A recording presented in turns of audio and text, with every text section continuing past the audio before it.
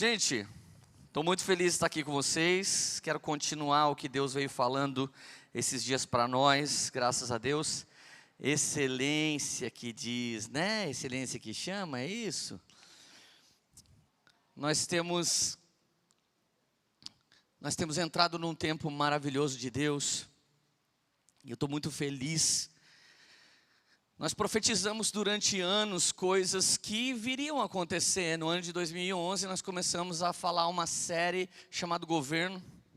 Nós começamos a ensinar governo do homem, governo da mulher, governo família, governo do lar, governo da igreja.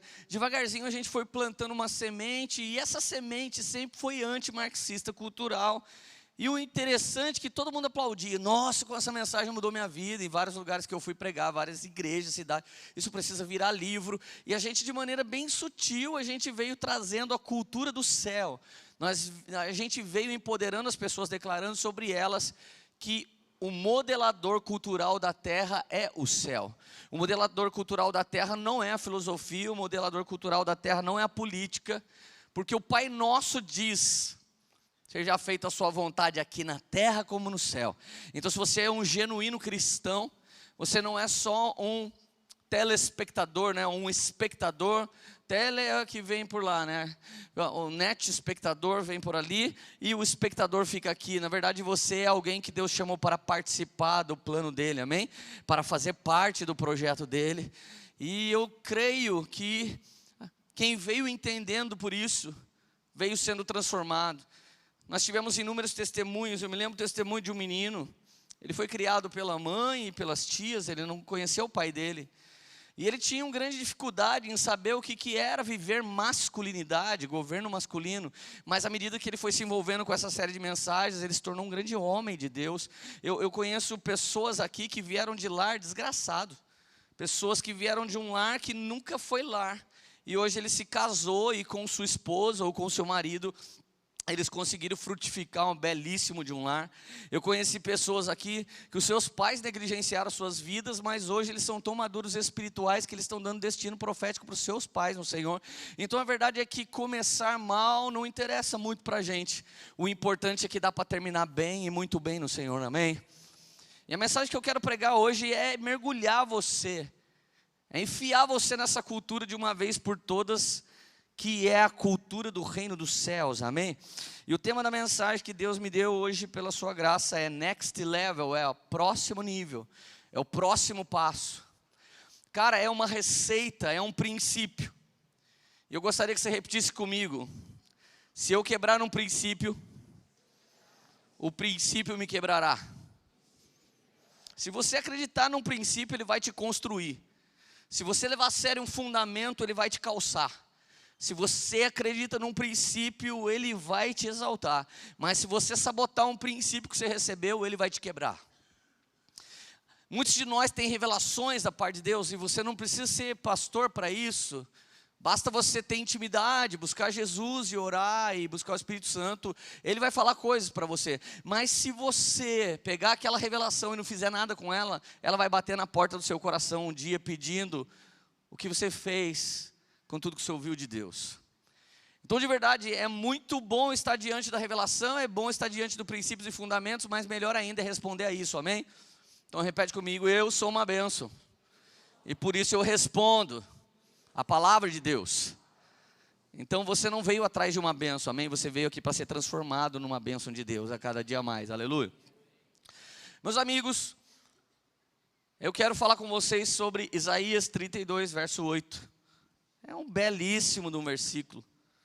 Devia ser uma pintura, um quadro no Museu do Louvre, ou algo do tipo. Mas o homem nobre faz planos nobres, e graças aos seus feitos nobres, ele permanece firme. O homem nobre faz planos nobres, e graças aos seus feitos nobres, ele permanece firme. O homem malandro faz malandragem, e essa malandragem se levanta contra si mesmo. O espertalhão vive da esperteza até que um dia encontre alguém mais esperto. todo cara violento vai viver de violência até que ele seja destruído por uma violência ainda mais forte. Então, na verdade, você acaba atraindo aquilo que você é. Realmente a poema sempre vai te empoderar e vai te jogar para cima. Então nós nunca vamos concordar de que houve uma grande sabotagem contra a sua vida e que você era o mosquito do cocô do cavalo do bandido. A gente nunca acredita nisso aqui. A gente acredita que até o mesmo chute no seu traseiro te empurra para frente, e isso vai depender da sua fé. Então Jesus, ele morreu na cruz para transformar você. Jesus morreu na cruz para mudar a sua vida. Jesus morreu na cruz para te transformar. Então nessa hora eu gostaria que você colocasse sua mão no seu coração. E você pedisse para Deus abrir seu coração e sua mente para receber o próximo nível. O próximo nível para a sua profissão, o próximo nível para a sua família, o próximo nível para o seu namoro, para o seu noivado, para o seu casamento, o que quer que seja, o próximo nível da sua feminilidade, o próximo nível da sua masculinidade, pelo poder do sangue de Jesus. Pai, venha sobre essa casa agora, repreendendo todo o mal e tudo que se opõe à verdade do teu Espírito, e prepara os nossos corações para receber mais revelações, mais profundidade, e que a gente não saia daqui apenas como ouvinte dessa palavra, mas que a gente saia como praticantes, porque nós sabemos que essa força vem do seu Espírito, o entendimento vem do seu Espírito, o querer efetuar vem do seu Espírito, e tudo isso foi conquistado na cruz do Calvário pela sua graça. Então Jesus, faz-se cumprir em nós, porque o seu sacrifício não foi em vão, mas a nossa vida será cada dia mais uma bênção poderosa para a glória do seu nome, amém. Gente, o nobre faz planos nobres, e graças aos seus feitos nobres, ele permanece firme. Outro dia eu estava com a Radassa, e eu fiz uma coisa por ela que eu acho que ninguém conseguiu fazer tão bem quando eu era criança. Eu acho que eu estudei a vida toda sem entender por que eu tinha que estudar. Eu achava que isso era uma coisa muito chata. E na verdade, quando eu cheguei no terceiro ano do colégio, né? Eu cheguei no terceiro ano, eu tive que fazer uma escolha. Ou eu estudo para pegar esse diploma, ou eu mergulho de vez na minha profissão que está bombando. Eu já não tinha mais tempo de estudar porque eu estava trabalhando. Então eu mergulhei na minha carreira de cabeleireiro, e ela foi uma bênção, graças a Deus. Foi só por isso que eu não acabei os meus estudos. Mas eu tive que estudar o resto da vida na minha profissão e o resto da vida no meu chamado. Eu nunca parei de estudar um ano, alguma coisa. E essa formação veio sendo meio autodidata, cheio da graça de Deus. E Deus foi me capacitando e me dando graça. Mas a verdade é que a Radassa me perguntou: por que eu tenho que estudar, papai? Falei: lembra que a gente foi na praia? Ah, lembro. Foi legal? Muito legal. E você lembra que um dia a gente estava na beira de um lago e chegou um cara muito abençoado e perguntou se o papai queria andar de jet ski, e você disse: pai, anda comigo. E a gente andou de jet ski, e você falou: é a melhor coisa do mundo, a gente devia ter um jet ski. Sim, quando você estuda, trabalha e prospera, você pode comprar jet ski. Nossa, que legal, papai. Pronto, ela já achou legal estudar. Isso fala de planos nobres. Se você tem um pensamento de minoria e você quer contar com a sorte, com a fezinha, com a ajuda do outro, você realmente está sendo empoderado para baixo. E não me leve a mal, você que está me ouvindo pela primeira vez, talvez você pense: nossa, o cara está esnobando. Na verdade, a vida que eu vivi foi uma vida de empoderamento para baixo. A maior parte das pessoas que eu me relacionei ao longo da minha vida não eram nobres, eram maloqueiros, eram maconheiros. E o plano dos maloqueiros é fazer muita maluquice. E o plano de cara louco é viver na loucura. E cada vez eu fui caindo mais no buraco. Mas à medida que você vai andando com pessoas que te desafiam, é à medida que você vai crescendo, se estendendo. Então você realmente precisa escolher os amigos com que você vai andar. Você precisa ir para o mesmo lugar que os seus amigos estão indo no destino profético deles. Mas se alguém não entende nem sobre isso, você está indo para o mesmo lugar que eles estão indo, mesmo sem entender para onde eles estão indo.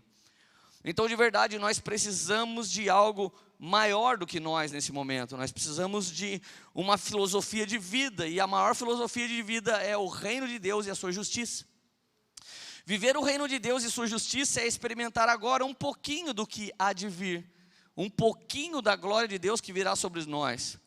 E eu peguei um versículo fantástico da Bíblia, Juízes, capítulo 6, verso 11. Abra sua Bíblia ou ligue a sua Bíblia. E esse verso diz assim: então o anjo do Senhor veio, sentou-se sobre a grande árvore de Ofra, que pertencia ao abiesrita Joás. E Gideão, filho de Joás, estava malhando trigo num tanque de prensar uva, para escondê-los dos midianitas. Um verso profundo em conhecimento, um verso profundo em revelações, e um verso que cabe muito no tempo que vivemos hoje. Eu louvo a Jesus por nos visitar com o espírito de profecia, que nos dá a palavra profética, para que a gente consiga contextualizar uma mensagem tão antiga para um momento tão atual, tão ímpar. E essa mensagem para você é realmente mais atual do que o que você vai ouvir amanhã no Jornal Nacional, mesmo porque muita coisa lá é mentira. O anjo do Senhor veio e sentou sobre uma grande árvore. O nome da grande árvore era em Ofra.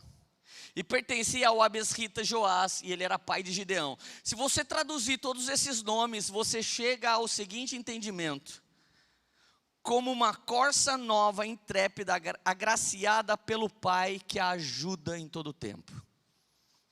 Então esse versículo quer dizer exatamente o que eu acabei de falar. Gideão era uma corça nova, intrépida, ou seja, sacudida, estriquinada para viver o que ele precisava viver, mas em todo o tempo agraciado por um pai que o ajuda. Esse pai é Deus. E de verdade, aquele ditado que diz Deus ajuda quem cedo madruga, Deus ajuda quem cedo madruga, não Deus ajuda seu madruga. E infelizmente, quando as pessoas estão nos empoderando para baixo, eles querem dizer dentro da gente que Deus ajuda o seu madruga. É a hora que nasce no nosso meio a pobreolatria, ou a bandidolatria. Você chega a defender alguém que não quer se posicionar, não quer estudar, não quer trabalhar, não quer ser desafiado, e você começa a torná-lo objeto de culto. É a hora que você quer proteger, e os direitos humanos quem inventou foi Jesus, quando ele traz salvação para quem não merece, quando ele diz que quem não tem pecado, atire a primeira pedra e todo mundo sai fora. Foi Jesus que fundou os direitos humanos. Direitos humanos nasceu na igreja, por isso que direitos humanos precisam da palavra de Deus para ser realmente justo. Agora, quando você levanta essas pessoas que estão à margem da sociedade como um objeto de culto, você para de cultuar a Deus e para adorar a Deus do jeito que deve, e você vira vítima emocional de um caos social. Então é uma hora que você ama mais Bartimeu do que Zaqueu. Porque Bartimeu é um miserável que fica pedindo dinheiro na porta dos lugares. E Zaqueu é um milionário, e você fala, Deus não ama rico. E a teologia que nos formou é uma teologia romanista, em que muitos franciscanos vestiam roupa de saco por cima da roupa da Dudalina, que é bem mais caro do que a minha camiseta Ergue. Então, se eu finjo ter uma aparência de santidade, e essa aparência está ligada à pobreza e miséria, talvez você consiga mais ajudar a Poema nos dízimos se tiver tudo caindo, do que se está instalando um ar-condicionado. Então, querido, o nosso coração é tendencioso e ele vai sofrer abusos emocionais se nós não nos cuidarmos no Senhor. Você não pode ter dó, você precisa ter misericórdia. Misericórdia é tomar a miséria de alguém e trazer graça sobre esse alguém. Agora, ter dó na igreja é só a primeira nota musical, e não existe outro lugar para você encaixar ela. Então, se você não manja de música, esquece dó. Você precisa ser misericordioso. Agora, gente, Gideão era um jovem genial. E hoje o mundo está precisando de genialidade, o mundo está precisando de criatividade, o mundo está precisando de alguém que vai muito além do seu tempo. Mark Schubert, meu pai espiritual, Ele tem um amigo em Nova Orleans, New Orleans, e eu não me lembro se passou um furacão por lá, ou se foi alguma coisa assim, mas foi uma catástrofe natural. E assim que os imóveis desse amigo do Mark foi destruído, o cara montou uma empresa com muitos caminhões e com um monte de trabalhador para restaurar os seus imóveis e os seus empreendimentos. Então ele mandou os caras começar a limpar as suas propriedades. Só que os vizinhos não tiveram a sacada desse cara, então os vizinhos começaram a falar: será que depois que você fizer isso, você pode fazer para mim também? E sabe o que aconteceu? Assim que aconteceu aquela catástrofe, aquela crise invadiu aquela cidade, aquele cara se tornou o cara mais milionário da noite para o dia. Então a crise tem o poder de desenvolver em você criatividade, sabedoria e a sacada que ninguém teve, e até alguém conseguir te imitar, você já ficou milionário. A crise é uma oportunidade de ter um grande casamento. A crise é uma oportunidade de ter uma bela família. A crise é uma oportunidade oriunda de crisálida. Crisálida é o processo da lagarta se tornando uma borboleta. A crisálida é uma lagartinha daquelas nojentas de jardim. Então ela faz um casulo, e ela tece uma pupa, e ela entra dentro daquele novelinho gostoso, termina o casulo, e ali ela começa a ter crises nervosas, e começa a estourar a nova formação dela, e daqui a pouco sai uma asinha, outrazinha, e de repente ela termina o processo da crisálida, e ela nunca mais vai ser uma lagarta. Ela vai ser uma borboleta, porque agora ela vai ter voos altos e não mais andar rastejante. Crise vem da palavra crisálida. Crise na vida do cristão não é motivo de você morrer. Crise na vida do cristão não é motivo de você ter medo. Crise na vida do cristão não é motivo de ter medo do diabo. Crise é uma oportunidade de você não se parecer com a mediocridade que você vivia até aquele dia. Então, em nome de Jesus, hoje é dia de você voar voos mais altos pelo poder do Espírito de Deus. Diga um aleluia forte, porque você é avivado. Aleluia. Você não está no cinema e que tem que ficar quietinho. Você está na casa do Senhor e a gente pode queimar junto. Esse Gideão, que significa trabalhador, o seu nome. Gideão, ele teve uma grande ideia. No momento de guerra, irmão, você não precisa fazer tatuagem. No momento de guerra, você não quer comprar um NMD da Adidas. No momento de guerra, você não quer investir no iPhone. No momento de guerra, você não quer trocar de carro. No momento de crise, você está preocupado com aquilo que é pão. Enquanto tem muita gente aqui sofrendo porque não tem a nova atualização do Android ou do iPhone, tem alguém aqui lutando só para manter o pão em casa. E quando sua luta é para manter o elementar, você é mais consciente. E quando sua luta é por coisas superficiais, você é um tanto volátil. Os seus valores são negociáveis quando você está em tempo de festa, mas quando você está em tempo de luto, seus valores são fundamentos e você fica firme nesses valores. Então, meu amigo, o povo de Deus estava enfrentando um tempo terrível, ruim, pior do que os últimos 16 anos no Brasil. E nesse tempo de sofrimento, os midianitas eram o saque. Os saqueadores, os bandidos, os ladrões e os homens que arrancavam tudo do povo de Deus. E se você fosse malhar o trigo, você precisava subir num alto monte, porque o lugar de malhar trigo era num alto monte. E no alto monte você ficava malhando o trigo porque o vento levava a palha, você só precisa do trigo. Mas em tempo de guerra, o dono do pão ou o dono da água é o dono da guerra. Em tempo de guerra, quem tem pão e água é quem tem tudo. Irmão, em tempo de dificuldade, o simples fato de você fincar o seu pé no chão e não retroceder já é um avanço. O problema é que a gente quer sempre para frente. O problema é que a gente quer sempre estar avançando e algum dia não voltar um pouquinho já é um avanço. Tem alguns caras que têm a mente metanóica, então cada vez eles vão mais para frente, mas tem alguns que não é metanóico. O fato de você não deixar ele para trás é que já é avanço. Você tem que ter um ponto de vista muito otimista acerca das pessoas. Então olha só o que acontece. Gideão, cara, no tempo de guerra, ele sabia que se ele subisse no monte, os midianitas iam vir roubar o trigo e o pão dele. Então ele teve a sacada das sacadas. Ele achou um lugar abandonado, que era um lagar.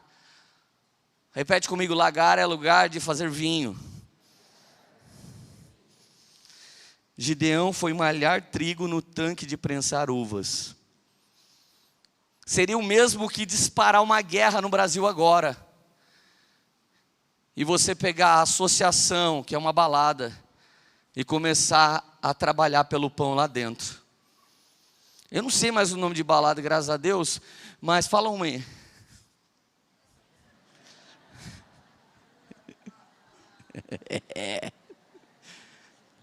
Cotton. Oh, vocês são velhos. Quem sabe do que eu estou falando é velho. Phaeton. Num tempo, se você foi na New Wave, irmão, você já é um ancião de dias. Eu era criança quando esse lugar existia. Olha só, se no tempo de guerra você entra dentro de uma balada e começa a trabalhar lá pelo pão, quem que você acha que vai te procurar lá? Ninguém. Ninguém quer vinho no dia mau. Nós queremos é pão. Ninguém quer algo mais do que o elementar no dia da dificuldade. Gideão teve a sacada, ele começou a trabalhar no lagar. Quem vai comprar vinho para festejar a guerra, cara? Era tempo de ou você afiar a espada, ou arrumar pão para você comer, ou água para você beber. Era só isso que rolava naquele tempo. Então no tempo de escassez, Gideão acha um lugar onde ele pode malhar o trigo dele e ninguém vai mexer com ele. Cara, essa é uma sacada que pode te dar milhões no momento de crise. Existem outras pessoas que fizeram coisas desse tipo na Bíblia. Agar era uma mulher que Deus deu para ela um poço no deserto. Irmão, melhor do que ser dono da Coca-Cola, melhor do que ser dono da Apple, melhor do que ser dono do McDonald's ou do Marlboro, é você ter um poço no deserto. Porque as pessoas não precisam no deserto de alguma coisa além de água. E se você tem um poço no deserto, você é o cara mais milionário do deserto. Só que quando Agar chega na beira do deserto, ela tem um filho e um poço. Ela tem um menininho pequeno e um poço. Se ela é uma mulher qualquer, ela senta e chora. Ai, não casei, fiquei baditia. Ai, cadê minha bênção? Preciso do meu maridinho. Ai, meu Deus do céu, que sofrimento. Ela olhou para o menino, olhou para o poço. E a Bíblia diz que ela treinou o menino para ser guerreiro, porque o único jeito daquele poço subsistir é se tivesse um guerreiro para guardar aquele lugar. Irmão, em nome de Jesus, assim como aconteceu com Gideão, e assim como aconteceu com Agar, vai acontecer com a sua vida. No momento de dificuldade, de crise, vai vir a sacada celestial para você virar isso em bênção no nome do Senhor Jesus. Porque o Espírito de Deus está com você e Ele tem o poder de mudar a sua mente e sua cultura. Ah, Leandro, eu só vejo derrota. Eu só vejo tristeza. Então enxerga pelos nossos olhos, porque a gente está aqui enxergando pela fé. Ezequiel, o que você vê? Eu vejo um vale de ossos secos. E assim disse o Senhor a ele: pode esses ossos viver? Ele respondeu, porque não era bobo: o Senhor é quem sabe. Meu amigo, minha amiga, eu não quero saber se você é otimista ou pessimista, e nem quero saber o que você pensa. Eu quero saber do que Deus pensa a seu respeito. Se você souber também, você diz: o Senhor é quem sabe, Senhor. E se Ele decretar que vai acontecer, vai acontecer. Então Ezequiel profetiza, e eis que ele profetizou, e os ossos se juntaram, osso com osso, e levantou-se um grande exército. E Deus disse segunda vez: pode esses ossos ter carnes, tendões, pode esses ossos ter músculos e pele? O Senhor é quem sabe, disse Ezequiel. Então profetiza, e ele profetiza pela segunda vez, e cresce tendões, carne e pele, e tem um exército ali pronto, mas esse exército não tinha o Espírito. Então o Senhor disse com ele a terceira vez: Ezequiel, pode esse povo ter o Espírito? O Senhor é quem sabe. Então profetiza, e eis que o Senhor levantou um grande exército. Meus amigos, nos últimos anos, a corrupção veio tomando o Brasil a ponto de você perder a esperança, ao ponto de algumas pessoas aqui pensar de mudar de país, a ponto de algumas pessoas falar: cara, eu não aguento, eu vou sonegar imposto porque eu não aguento mais este governo. Deixa eu te dizer uma coisa: nós estamos profetizando na Poema há 11 anos que um grande exército está se levantando, e você que já creu nesses últimos 11 anos, você era só osso, você era só osso e carne. carne, mas você recebeu o Espírito e hoje você é um exército marchando rumo a Jerusalém celestial. Você está caminhando pela fé e Deus te levantou como modelador cultural. Quem olha para você, ele é contrariado. Enquanto as famílias estão acabando, a sua está sendo restaurada. Enquanto o desemprego está avançando, Deus te abençoando. Enquanto o mundo está em violência e caos, você está sendo protegido pelo sangue de Jesus. Aleluia. Faz barulho aí, cara, em nome de Jesus. Aleluia, aleluia, aleluia, aleluia, aleluia, Jesus. Aleluia. Gente, o cara era demais. Todos os lagares abandonados, mas Gideão malhando trigo numa boa. O Espírito de Deus, irmão, ele vai aonde os criativos estão. O anjo do Senhor aparece lá e fala assim: o que você está fazendo aí? É o Senhor, sou eu, é o Senhor. Mas antes de eu dizer o que continua acontecendo, eu quero te falar quem eram os midianitas. Os midianitas eram filhos de Abraão com outra mulher. Você lembra de uma mulher e da outra mulher, e ele ainda teve outra mulher. Abraão teve Sara, e de Sara nasceu o filho da promessa, mas Abraão pulou a cerca, e ele teve filho com Agar.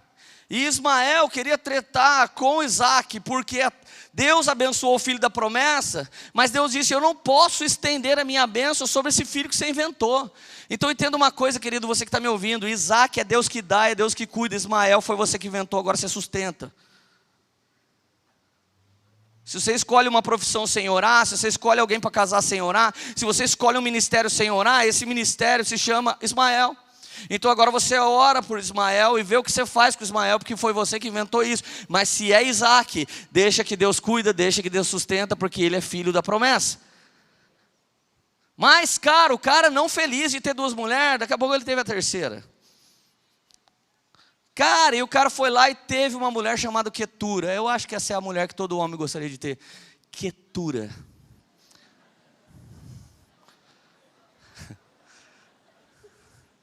Imagina sua mulher de TPM te enchendo o saco. Imagina se ela é a Quetura. Fala aleluia, irmão. Que vem uma unção de aquietamento nesse mundo feminino.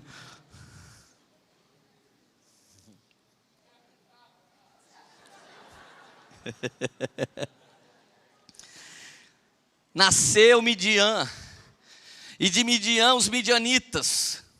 Sabe o que significa midianita? Mano de Deus, que louco. Conflito, confronto, resistência.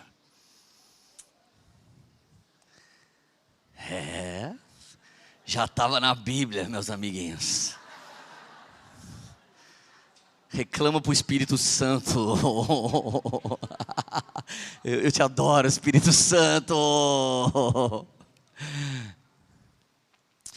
Esses caras, eles querem roubar tudo que é de todos.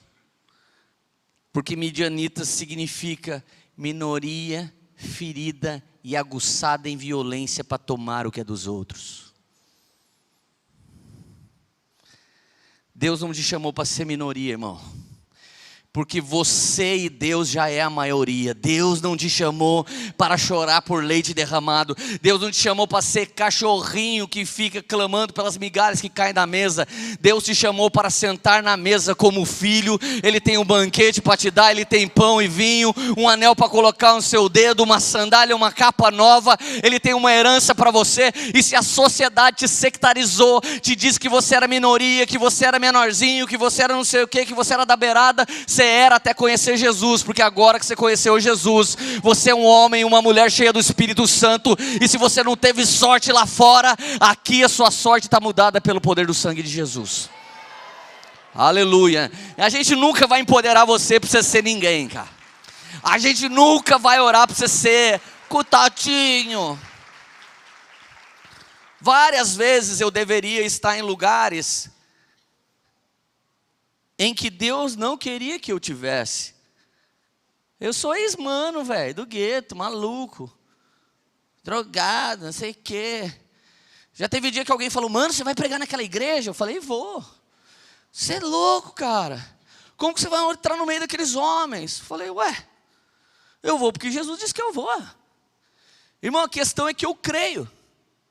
E não me importa onde eu vou, e não me importa quem é. Eu já sofri muito. Eu já sofri tanto por ser minoria.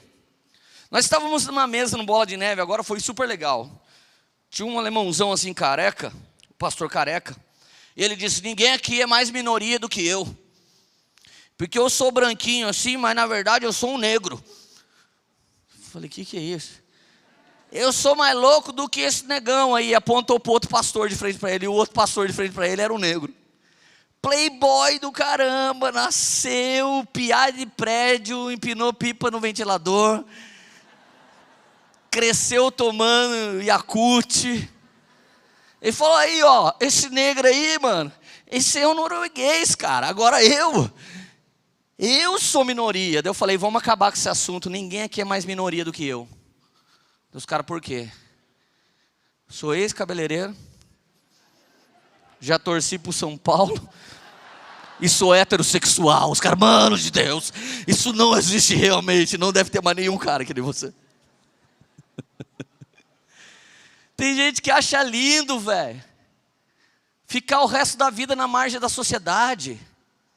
Esse altar é invertido, é um altar do diabo, um altar que te joga para baixo, que diz que você é rebarba, é um altar de Satanás, porque uma coisa está garantida, num abrir e fechar de olhos ante a última trombeta, e a trombeta soará, os mortos que estavam em Cristo ressuscitarão, encontrarão o Senhor nos ares, e nós os que estivermos vivos seremos transformados num corpo glorioso, e subiremos para o casamento com o Cordeiro. Você não pode pensar em viver lá embaixo, se o seu fim é subir sobre as nuvens e reinar com Jesus para todo sempre. Você é a esposa do Cordeiro de Deus, meu amigo. Você não é mulher de malandro, caramba. Tem crente que age como se fosse mulher de malandro. Seu Deus deu a vida por você, meu amiguinho. Você está feliz ainda? Diga aleluia. Mateus 11, verso 5, o cego vê, o coxo anda, o leproso é purificado, o surdo ouve, os mortos ressuscitam, e aos pobres é pregado o evangelho. Gente, que versículo opressor. Os leprosos se dão melhor do que os pobres. Os mortos se dão melhor do que os pobres não ficaram ricos no versículo. Toda doença, o contrário era cura. Chegou na vez do pobre, para ele prega os evangelhos. Irmão, um dia eu saí da Poema, foi muito legal. Eu fui para Santa Terezinha, naquela praça. A gente ia comer lanche, estava, sei lá, uns 20 irmãos. De repente eu vi um noia, mano, dentro daquele matinho lá, assim. E ele estava lá noiando, assim. Eu falei, putz, cara, eu sou apaixonado. Desculpa, pai, falei, putz. Aí eu sou apaixonado.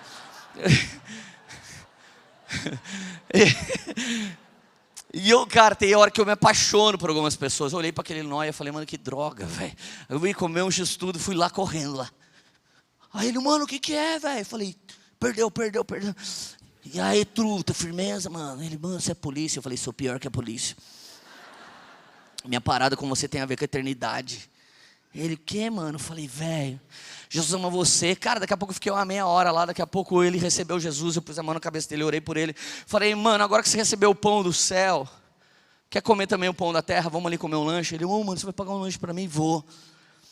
Cara, deixa eu te falar uma coisa. Quando você gosta de regar a minoria, você acha que cesta básica tem mais poder do que o pão vivo que desceu do céu. E eu não estou falando que uma coisa diz para você não fazer a outra. Mas de verdade, as pessoas precisam comer de Jesus, o pão vivo que desceu do céu. As pessoas precisam beber dos rios de águas vivas e também ser ajudadas nas suas necessidades sociais. Mas se você der só uma cesta básica, você só faz ele sobreviver mais um mês. E as pessoas precisam parar de sobreviver e começar a viver uma vida abundante. Então o poder do evangelho diz para qualquer um, não importa o seu nível de miséria, Jesus se fez pobre para que todos se tornassem ricos nele. A riqueza que Deus quer prover não significa que você vai virar o pleiba, mas significa que não faltará nada daquilo que você tem necessidade. Você não só terá uma vida que não falta nada, como terá um pouco mais para semear na vida do próximo.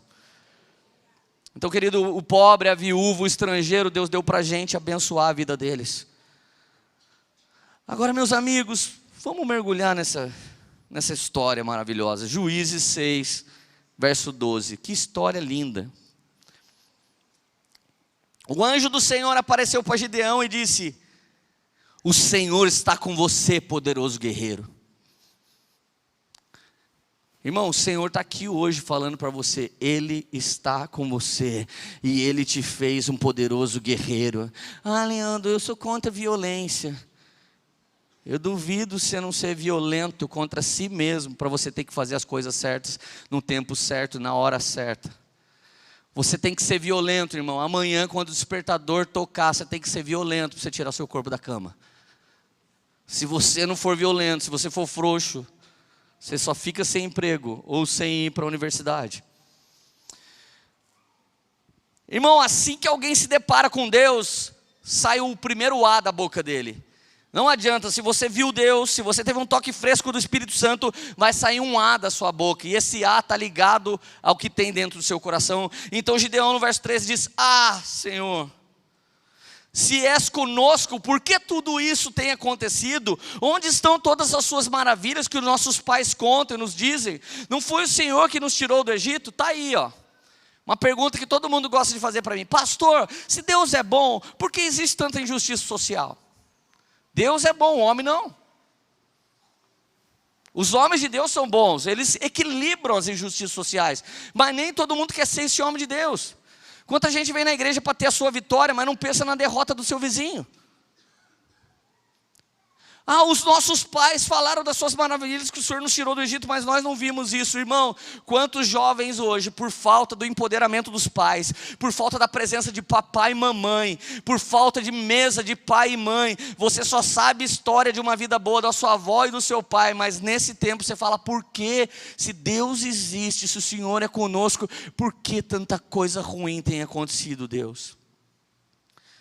Irmão, existe mais coisa ruim acontecendo do que você pode imaginar.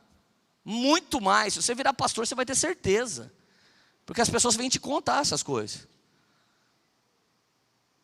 Cara, enquanto você está aqui passando determinadas lutas, tem cara em bairro carente aqui na cidade que engravidou a mulher, depois engravidou a filha, depois a filha da filha. Isso é a realidade social do mundo que você está inserido. Então você precisa, em nome de Jesus, entender: você é um agente de transformação. Deus levantou você para ser transformado, e a partir da transformação na sua vida, por onde quer que você passe, você transforme também. Senhor, onde está o Senhor? Nossos pais falaram, Gideão tinha esperança, irmão. Ele estava lá lutando, malhando trigo naquele lugar secreto, e de repente Deus fala com ele, e ele pergunta: Deus, eu não quero saber só do meu pão, eu não quero saber só do meu casamento, eu não quero saber do meu carro, porque o meu país está assim, porque a minha juventude está assim, porque os universitários estão assim. A pergunta de Gideão estava ligado com toda a sociedade. A preocupação de Gideão não era com ele, a preocupação de Gideão era com a terra. Vamos lá, irmão, você precisa ter um motivo muito maior do que vencer suas próprias vitórias. Porque alguns dias você não vai estar vencendo, mas você vai estar empurrando vencedores, e aquilo vai te motivar a continuar caminhando. Vai ter dia que você vai dizer para pessoas aquilo que ministra a você mesmo, e depois você vai falar: meu Deus, eu tinha esquecido que Deus fez maravilhas para mim. Quantos dias do discipulado que eu vou dar, eu sou renovado? Inúmeros dias, cara. Mas agora o Senhor nos abandonou e nos entregou na mão de Midian. Brasil, quantos anos na mão de midianitas. Quantos anos na mão de gente que quer roubar. Gente, eu fico indignado. Eu fui para Guarulhos esses dias e vi um trem que chega agora até o aeroporto. Que raiva que eu senti daquele trem fuleiro. A gente tem dinheiro para fazer metrô, irmão. A gente tem dinheiro para fazer coisas poderosas, a gente tem dinheiro. O Brasil tem recursos para gringo, para gente que mora aqui, para quem vem nos roubar. O Brasil tem recursos para caramba, mas os péssimos administradores de Midian ficam roubando as concessões que eles dão para os seus amigos, ficam roubando as coisas que a gente tem. Irmão, em nome de Jesus, você precisa chegar em posições estratégicas, governamentais no Senhor, para trazer justiça. Você é uma dona de casa, que haja justiça nessa casa. Você é uma empregada doméstica, que haja justiça no seu trabalho. Você é um educador, que haja justiça no seu ensino. Vamos empoderar as pessoas para trazer para a terra a realidade existente no céu, aqui na terra como no céu. Digam aleluia para Jesus. Senhor, o Senhor nos abandonou e nos entregou. Olha o verso 14, o Senhor se voltou e disse assim: com a força que você tem, Gideão, vá libertar Israel das mãos de Midian. Eu sou o Senhor quem está te enviando. Irmão, olha para mim, pode mudar de igreja, pode receber oração de pastores mais poderosos. Deus vai usar você para mudar a realidade de caos que você tem sido testemunha ocular. Deus vai levantar você para trazer prosperidade onde você estiver. Deus vai levantar você como pacificador. Deus vai levantar você como profeta. Deus vai levantar você como um homem e mulher que tem boas notícias para dar, porque boas notícias significa boas novas, e boas novas é o próprio Evangelho de nosso Senhor e Salvador Jesus Cristo. Ei, aleluia, aleluia. Senhor, com sua força vai libertar Israel. Aí ele disse o segundo Senhor, verso 15, como posso libertar Israel? Olha a síndrome de minorias dentro de mim e dentro de você. Gideão está tendo a visita do próprio Deus, está tendo uma mesa com o anjo do Senhor, que é uma teofania, ou seja, a aparição do Senhor no Antigo Testamento. Ele está falando com Deus face a face, e ele está falando assim: os midianitas vêm roubar tudo que a gente faz, mas você vai derrubar os midianitas. Eu vou mudar o Brasil?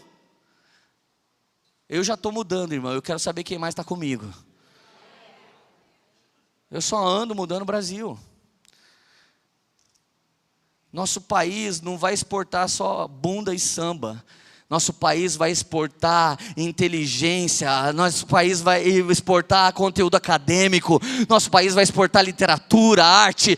Nosso país vai exportar avivalistas para a face da terra, em nome de Jesus. Não é só no funk que a gente é bom. Aleluia. Só que olha como é que está o seu coração muitas vezes. Senhor, respondeu Gideão, como posso libertar Israel se o meu clã é o menor e menos importante de Manassés e eu sou o menor da minha família? Eu gosto disso. Você acha que eu nasci ousado? Você acha que eu nasci, eu vou ser pastor e vou quebrar tudo? Irmão, eu já fui um cara tão ferido que quando eu fiz 18 anos de idade, a Érica fez uma festa surpresa para mim. Meu pai disse, vamos para a pizzaria. A hora que a gente está indo para a pizzaria, a Érica fala, para aqui na casa da moça aqui. Eu falei, não gente, a gente vai para a pizzaria para o meu aniversário. De repente eu vou entrando na casa, gente, está rolando uma festa surpresa. Sabe o que eu pensei? Mano, que droga, estou entrando de bico numa festa que não é minha. Era tão feridento, era tão minoria, que eu podia acreditar que aquela festa era do Satanás, mas aquela festa não era a minha. Como que você acha que Jesus operou dentro de mim para eu ter confiança de ministrar o evangelho dele para você? Quanta gente aqui tem mais intelecto que eu? Quanta gente tem mais dinheiro que eu? Todo mundo. Quanta gente mais bonita que eu? Todo mundo. Quanta gente aqui é maior que eu? Quase todo mundo. Gente de Deus, que vida difícil. Se você se compara, ou você se sente superior ou inferior, mas a questão é que você não está aqui para se comparar, você está aqui para ser cheio do Espírito Santo, pelo amor de Deus. Aleluia. Eu cheguei naquela festa e falei, ai Érica, vamos sair daqui, que vergonha, me tira daqui. Ela, cara, que droga, é sua festa, mano. Deu minha festa. Minha festa. Fiquei que nem o corcunda de Notre Dame. Minha festa. Minha festa. Minha festa. Ela me deu festa. Ela me deu fé. Nunca mais eu dormi. Uma semana eu tive festa. Festinha. Vamos lá, quanto pequenino está aqui, cara, que a gente fala e você não acredita, a gente empodera e você não acredita, você recebe o toque do Espírito Santo e não acredita. Esse dia chegou ao fim, meu amigo. Esse dia chegou ao fim, você vai sair daqui de um jeito que você nunca saiu antes. Gideão disse: como eu vou libertar Israel? Meu clã é o menor e menos importante de Manassés. Cara, você precisa estudar a história bíblica para você entender o que ele disse. Abraão teve filhos, mas o filho da promessa era Isaac. Isaac teve Jacó, e Jacó teve uma pancada de filho. E o filho caçula, José, que todo mundo invejava, foi vendido para o Egito. Lembra daquele menino que era o rei dos sonhos? Foi para a casa de Potifar, foi para o calabouço do Egito, daqui a pouco virou primeiro-ministro do Egito. Esse homem foi vendido como caçula, depois nasce Benjamim, alguém caçula mais que ele nem ficou sabendo que nasceu, mas quando ele volta para os seus irmãos, então ele fica sabendo que ele tem mais um irmão. E José teve 2 filhos, Efraim e Manassés. E a tribo de Manassés, o qual Gideão era, preste atenção, significa a tribo dos esquecidos. Quando Deus vai derramar algo sobre José para ele ser uma tribo, ele bota os 2 filhos na frente e fala: eu não, pai, abençoa os meus filhos, Efraim e Manassés. Efraim significa filho caçula que recebe a dupla honra, e Manassés, o filho mais velho que foi esquecido por irmão mais novo ser mais abençoado. Olha para mim, quando você nasce numa família chamada Os Esquecidos, e dentro dessa família você ainda tem o poder de ser a menor família, e dentro dessa menor família, da tribo dos esquecidos, no bairro dos perdidos, você é o caçula, e o Espírito de Deus diz para você: ei, último colocado, ei, você aí, que está tão atrás do penúltimo, que você não sabe nem que é o último, você pensa que está perdido. Não, você só está em último, você não está perdido. Ei, eu vou usar você para mudar. E você não, vem todos os traumas na sua cabeça. Meu pai largou minha mãe matou meu pai, meu irmão, eu quase fui ao aborto, a camisinha furou, minha mãe disse que eu saí, eu fui amaldiçoado. E olha, eu vou falar para você, eu já fui isso, já fui aquilo, você não sabe quem eu fui, você não sabe quem eu passei, eu já fiz aborto, já quase fui assassinado. Pastor, pelo amor de Deus, eu vou cair endemoniado se não continuar pregando. Irmão, presta atenção, a obra-prima do grande poder de Deus é nada mais Ele, porque se você for alguém, falta lugar para Ele, mas quando você é nada, e Ele é tudo, então a glória dEle pode te visitar, a glória dEle pode te levantar, porque aonde abundou o pecado e o nada, os tudo de Deus e a graça, vai superabundar na sua vida. Entenda, Ele não usa orgulhosos, Ele se opõe aos orgulhosos. Leandro, já sentiu nada? Às vezes ainda se sinto nada. Não tem lugar que você chega, Leandro, e os olhares dizem alguma coisa. Tem lugar que eu chego, que os olhares dizem assim: o que esse cara está fazendo aqui, mano? Qualquer outro cara era melhor para pregar. Já teve dia de eu estar pregando e alguém olhar para mim com um olhar do tipo assim: nossa, eu devia estar pregando, não esse cara. E o pior é saber que Deus vai fazer um efeito nas pessoas. Com toda a minha limitação, Ele vai dizer para as pessoas: eu posso fazer ainda muito mais na sua vida. Então eu sou usado mesmo para empurrar para cima. Não é fácil, mas é bom, e eu tenho certeza que aquele que me chamou é fiel para cumprir as promessas que Ele me disse. Como eu posso libertar o meu clã menor do pior bairro? Estou sem carro, sem dinheiro, e eu cheguei atrasado no Enem, Deus. Está tudo dando errado. Deus, quando eu chamo o Uber dispensa a corrida no meio.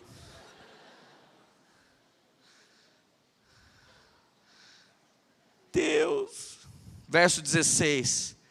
Eu estarei com você, respondeu o Senhor, e você derrotará todos os midianitas como se fosse um homem. Não, irmão, fala, pega no braço do irmão que está do seu lado. Não estou nem aí se você não gosta. Sacode o irmão que está do seu lado e diz para ele: você é um poderoso guerreiro, e Deus vai usar você para mudar Taubaté, para mudar sua casa, para mudar o Vale do Paraíba, para mudar o Brasil e para mudar as nações. Deus só precisava de um Zé Ninguém.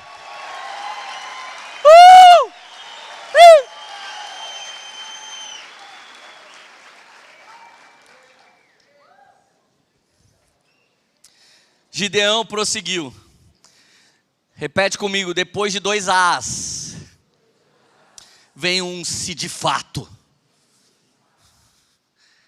Quando você aprender a falar para Deus um se de fato, as coisas vão começar a mudar para você. Enquanto você fica, não posso.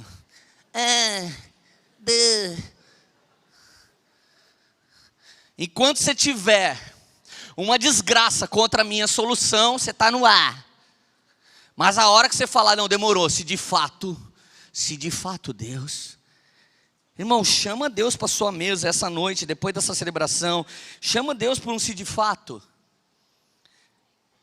Gideão prosseguiu, se de fato posso contar com o teu favor, dá-me um sinal de que és tu que está falando comigo, peço-te que não vá embora até que eu volte e traga a minha oferta e coloque diante de ti. Então o Senhor disse, esperarei até você voltar. Repete comigo, Deus espera por mim. Mesmo Ele sendo Deus, tendo a agenda mais inimaginável de todas. Vai, eu te desafio a falar inimaginável. Vai, mesmo Ele tendo a agenda mais inimaginável de todas, Ele está esperando por mim. Deus senta na sua mesa. E o exemplo disso era que o pai do filho pródigo saía todos os dias e olhava para o horizonte, esperando que o filho voltasse. Deus está esperando você sentar na mesa. Mas Gideão pede uma coisa que não é coisa de minoria ferida, não. Se é você, deixa eu ir em casa buscar uma oferta e trazer aqui. Irmão, quem está pensando em ganhar, vai ser minoria para sempre. Mas quem pensa em se doar, é desse que Deus vai levantar uma maioria. E essa maioria é Deus provendo sobre a sua vida. Gideão falou, espera aqui, eu preciso buscar uma oferta. A oferta está ligada à adoração. Um cara que passava perreio naquela época e vai buscar uma oferta, ele está dizendo, eu quero dar parte da minha vida para ti, Deus, porque eu gasto minha vida e corro o risco de vida para malhar o trigo nesse lagar. Eu estou aqui fazendo isso, Deus, será que o Senhor pode me esperar aqui que eu vou em casa buscar uma oferta e vou trazer aqui para te honrar? Cara, o Gabriel Cantarino é um cara que opera muitas curas, ele é um cara muito de Deus, ele é pastor do AN de São Paulo. Gabriel Cantarino esses dias viu um cara doente e ele é louco por cura, ele é louco, psicopata para curar as pessoas. Ele olhou para o cara e disse, posso orar para você, para Jesus curar a sua perna? O cara puxou a perna ferida e disse, claro que não, eu vou perder meu benefício. Tem muita gente que quer regar suas feridas para sempre. Ele não permite que Deus o toque, que Deus o cure. Quando Jesus perguntou para algumas pessoas no Novo Testamento, o que queres que eu te faça? Ele realmente sabia porque ele perguntou. Porque algumas pessoas não querem mais de Deus, eles querem menos. Algumas pessoas querem continuar sem sorte. Algumas pessoas querem continuar em caos. Algumas pessoas vão perder sua identidade, porque a sua identidade revoltadinho contra a sociedade, contra Deus, está ligado na sua ferida. E se Deus sarar a sua ferida, você vai ser doce. Se Deus sarar a sua ferida, você vai ser legalzinho. Se Deus sarar a sua ferida, você vai ser carinhoso, carinhosa. Se Deus sarar a sua ferida, você vai voltar a ter esperança, você vai sorrir. E talvez você queira ser mais chatinho do que legalzinho. Vamos lá, alguém que é legalzinho, dê uma risada.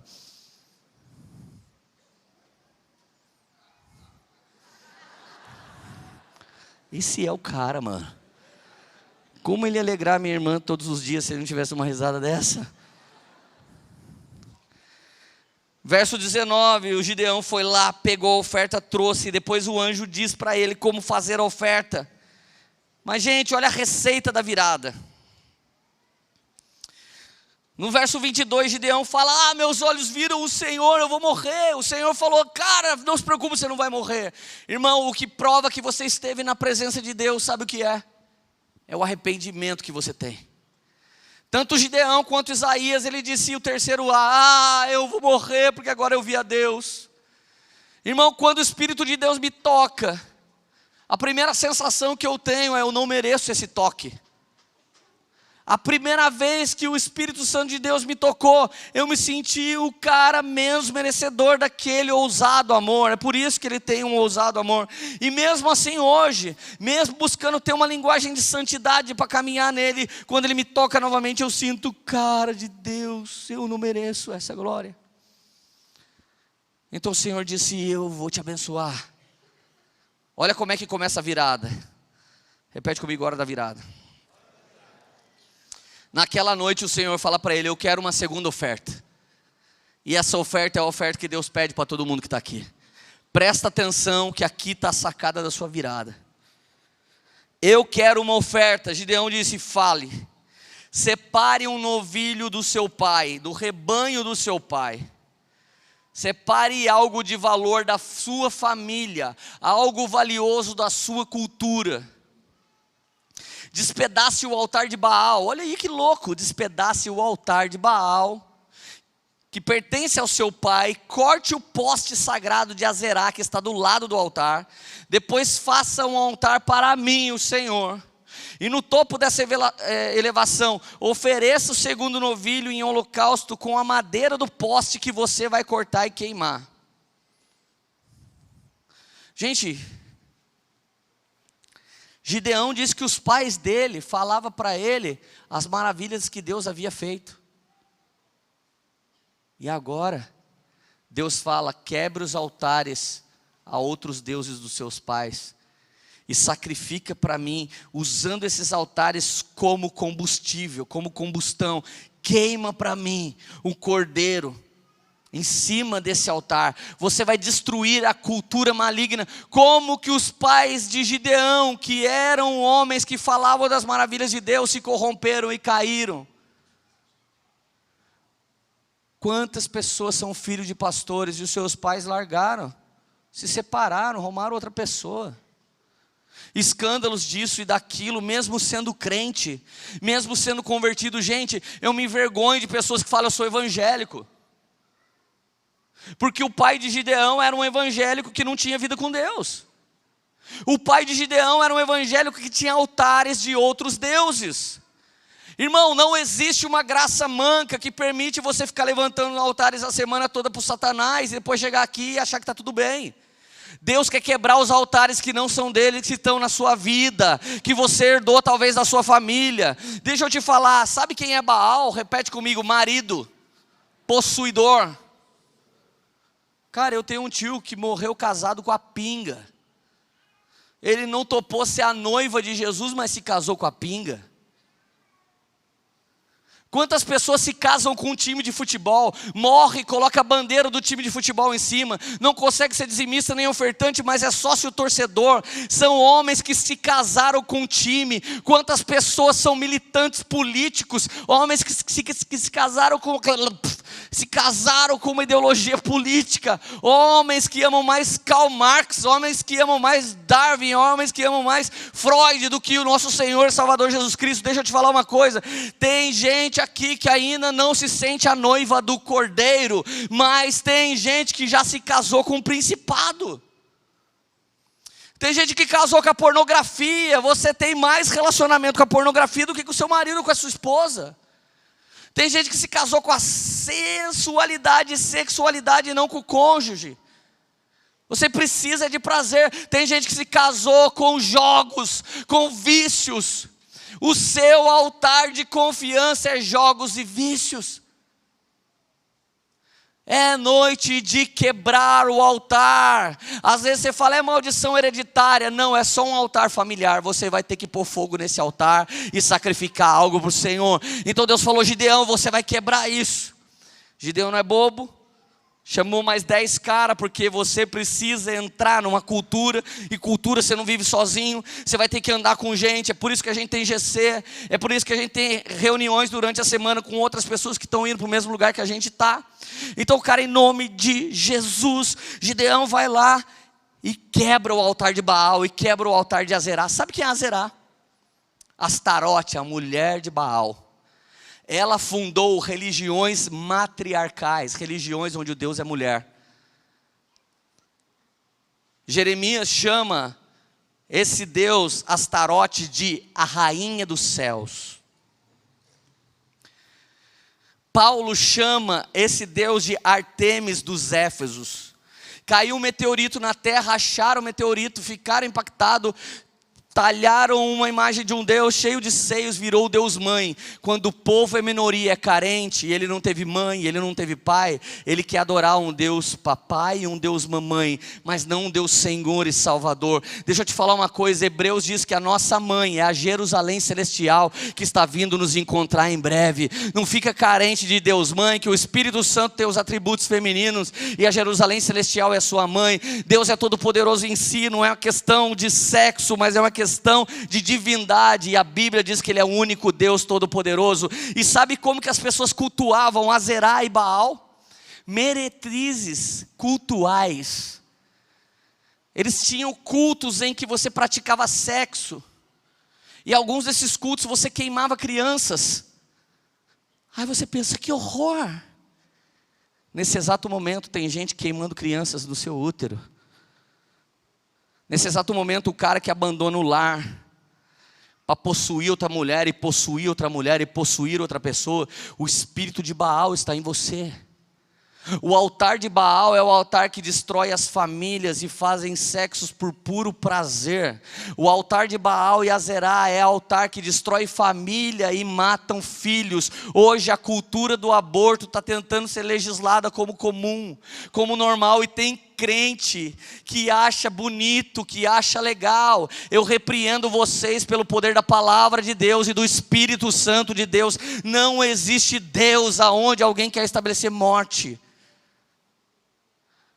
Cara, sabe quem é Baal? Baal-Zebub. Baal-Zebub é Beuzebu, e o significado de Beuzebu é Senhor das moscas.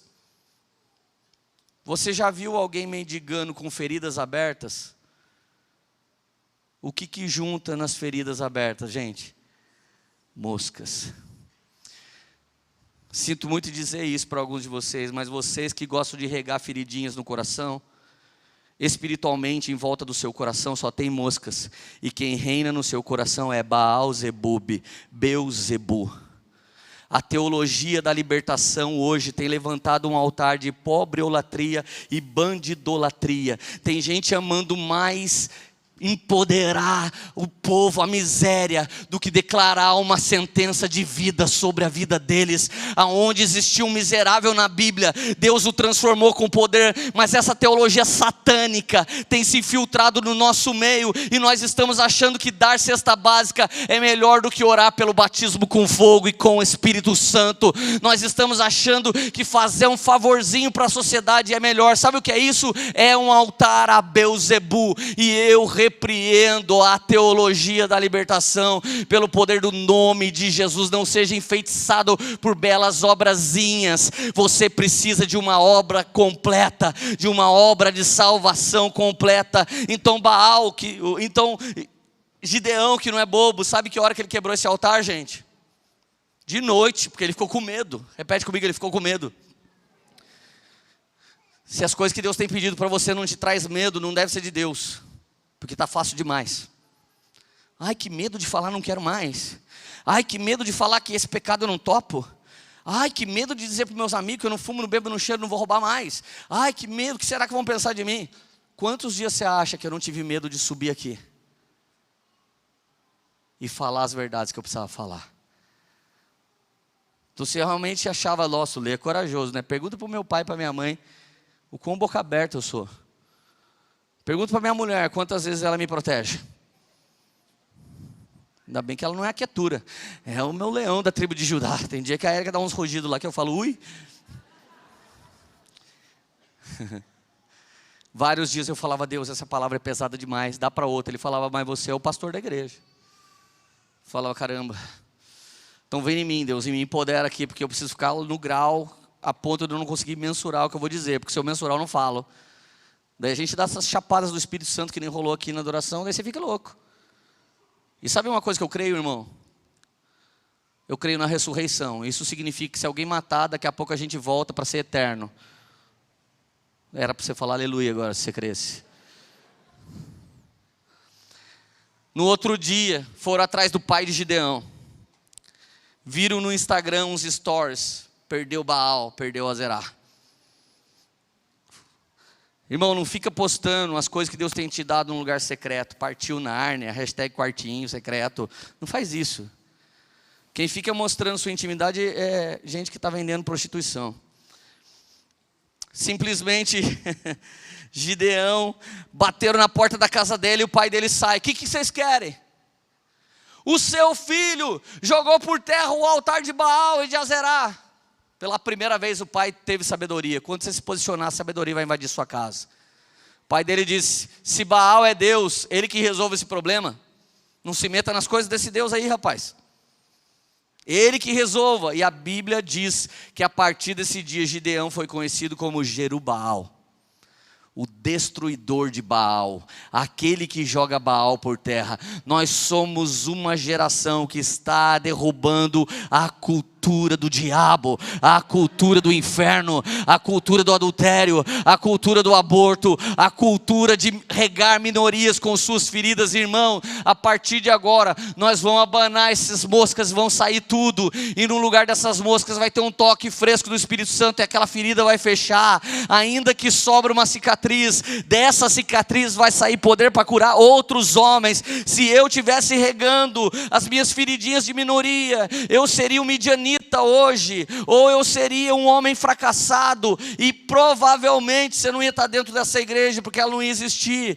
Eu não escolhi isso, mas Deus me escolheu para começar esse ministério. Deus me escolheu para plantar esse ministério aqui dentro, e Ele disse que seria lugar onde Ele ia empoderar pessoas que não tinham mais esperança. E assim como Ele fez comigo, com a Érica, Ele tem o poder de fazer na sua vida também. Mas a verdade é, chegou o dia de você arregaçar as mangas e declarar: eu serei um Jerubbaal.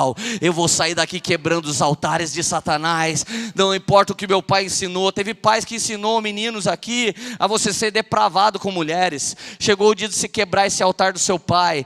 Tem mulheres aqui que aprendeu a não confiar em homem. A sua mãe teve feridas e ela transferiu essa ferida para você, e você está transferindo ferida para o filho. A sua avó transferiu para sua mãe. Chegou: eu não quero saber, minha família nasceu para ser assim e aqui todo mundo é assim. Está repreendido em nome de Jesus. Você nasceu de um jeito, mas de glória em glória você vai sendo transformado.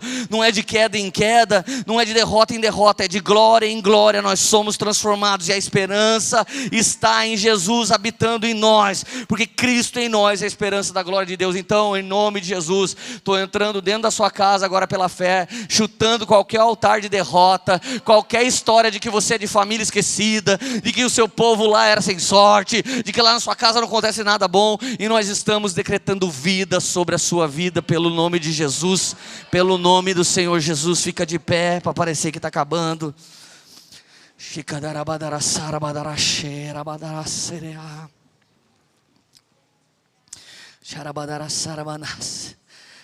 Fecha os teus olhos, querido.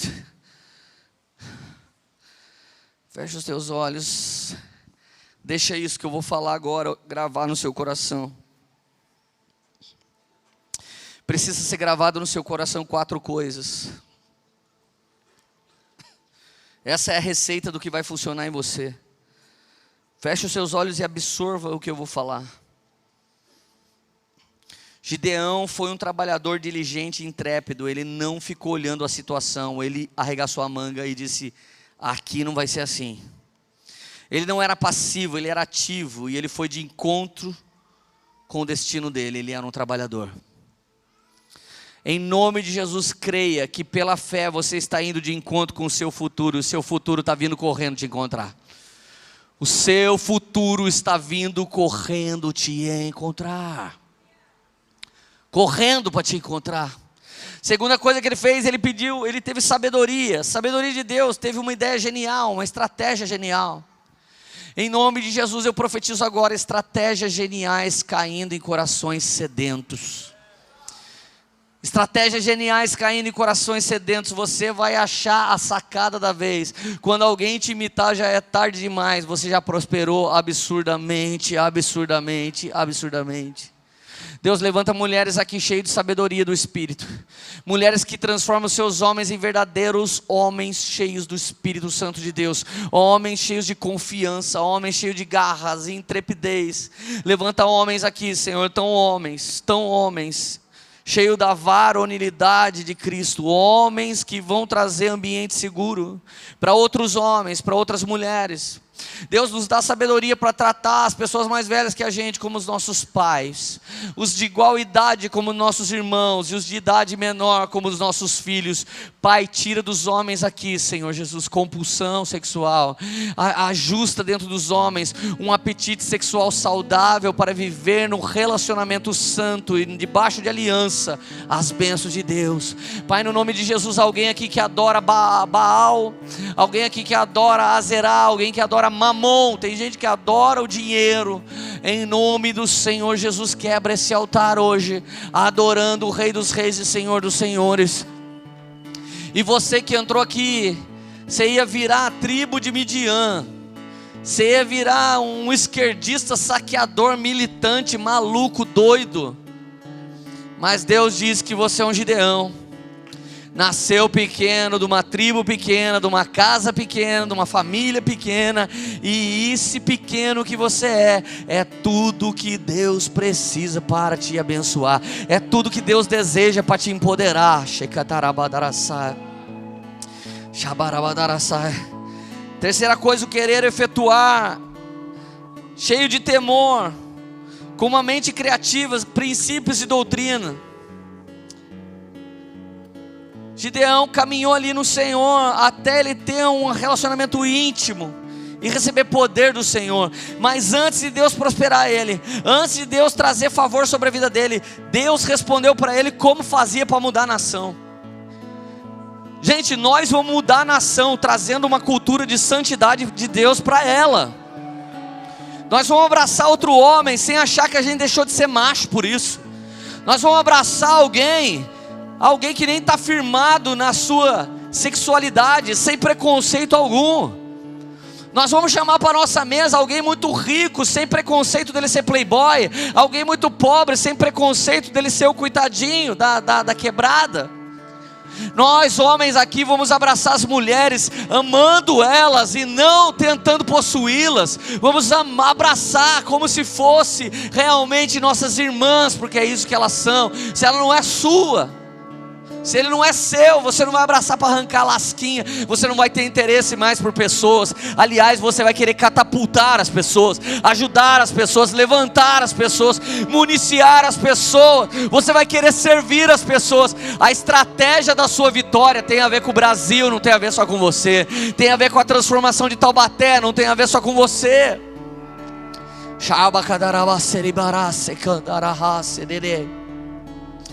Espírito Santo de Deus, venha sobre nós e cumpre aqui, Senhor Jesus, aqui na terra como é no céu. Jesus, eu te louvo pela Poema, Senhor Jesus, eu te louvo por todo mundo que está aqui. Traz estratégias incríveis como trouxe na vida de Gideão. Ele vai ter a inteligência de driblar o inimigo não vai saber mensurar para onde Gideão está indo. E sabe o que aconteceu com Gideão? Ninguém conseguiu tocar Gideão, porque você teve um Deus que contendeu, não foi Baal. Baal bateu em retirada, porque quem levantou Gideão é o Deus Todo-Poderoso. Maior o que está em você, Poema, do que o que está no mundo. Maior é o que está em nós do que o que está no mundo. Feliz a nação brasileira, cujo Deus é o Senhor. Feliz a cidade de Taubaté, porque Deus é o Senhor. Feliz a sua família, porque Deus é o Senhor. Começa a quebrar os altares agora, enquanto nós ministramos essa canção. Começa a dizer para Deus os altares que você está repreendendo essa hora.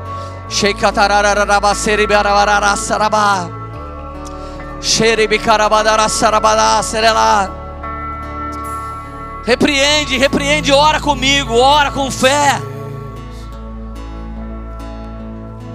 E em seu